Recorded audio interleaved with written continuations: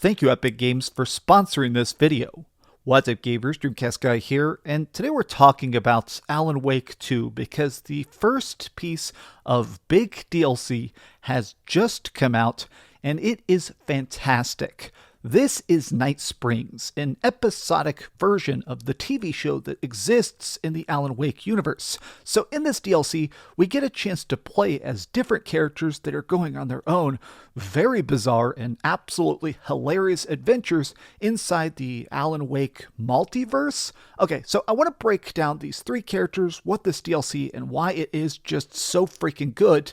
But before that, if this seems fantastic to you, you can upgrade to the deluxe edition of Alan Wake 2 by using a link at the top of the description box, and it'll also be a pinned comment. This expansion pass is going to include Night Springs and a next piece of DLC, which is just called the Lake House. We don't know what that is yet, but now I am definitely excited for it. But let's talk about Night Springs. So the 3 episodes of this can be played in any order you want, but I decided to do them with 1, 2, 3.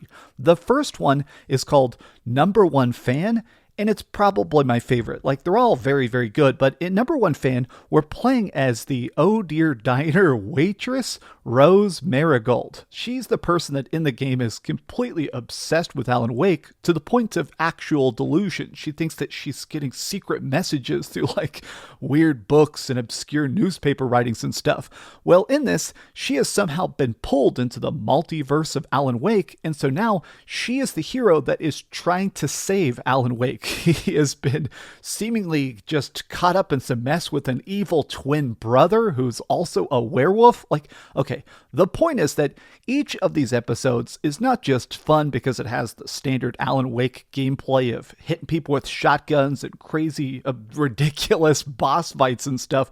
I think the reason this works so well is that it really hones in on the magic of Remedy games, which is that this is showing the silliness of horror games. I feel like people that don't play survival horror see them as so dark and serious and stuff, when in actuality, if you talk to horror fans, these are about the enjoyment, about the goofiness sometimes. And Number 1 Fan completely nails that. This silly, weird, made-up twin brother of Alan Wake who's like, yeah, I'm not as cool as my brother who's successful, but I've got a motorcycle and a slightly mature attitude about this downtrodden life. It had me literally with tears in my eyes. I was laughing so hard. The next episode, though, North Star, was definitely the most surprising. So in this one, you get a chance to play as Jesse Faden. This was the main character of their previous game called Control, which takes place in the same universe as Alan Wake, but in this, she is trying to find her brother and sort of dodge a coffee cult in Coffee World, a very energetic theme park. This one is very puzzle-focused, but it does, of course, still have some like running and gunning action.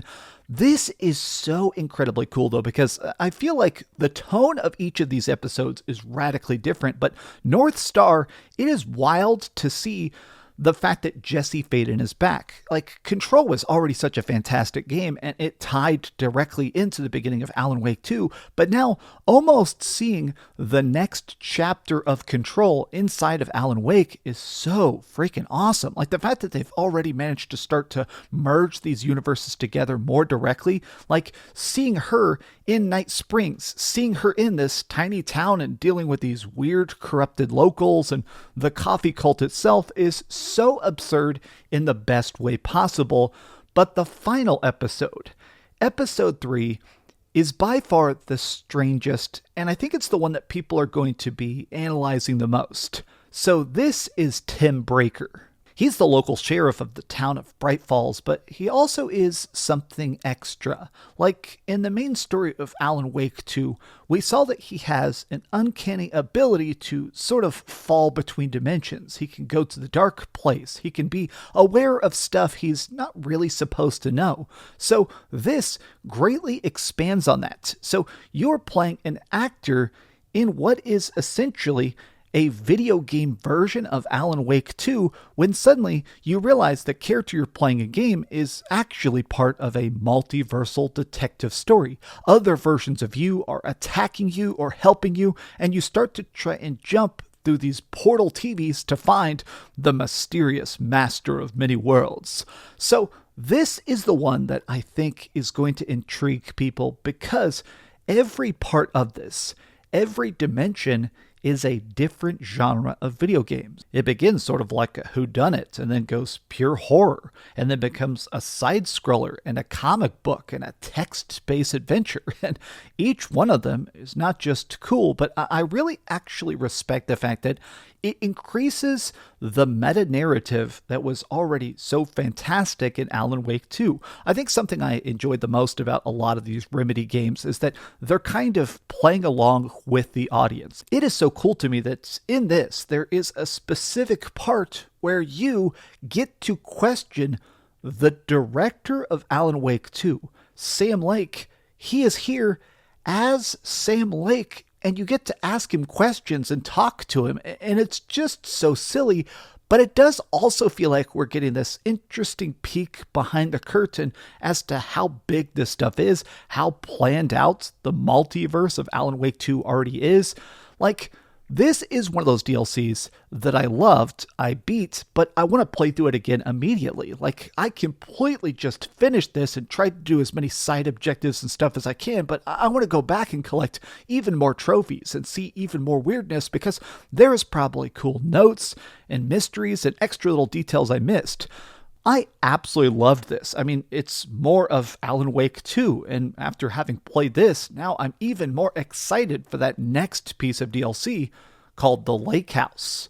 But what do you guys think about this? How do you feel about Alan Wake 2? Let me know what you think of in the comments down below. And again, if you're interested in this, top of the description box, there is a way to upgrade your copy of it to the deluxe version, and you can check this out. I highly recommend it. This was such a freaking blast, and man, it was so cool to get a chance to play even more Alan Wake 2.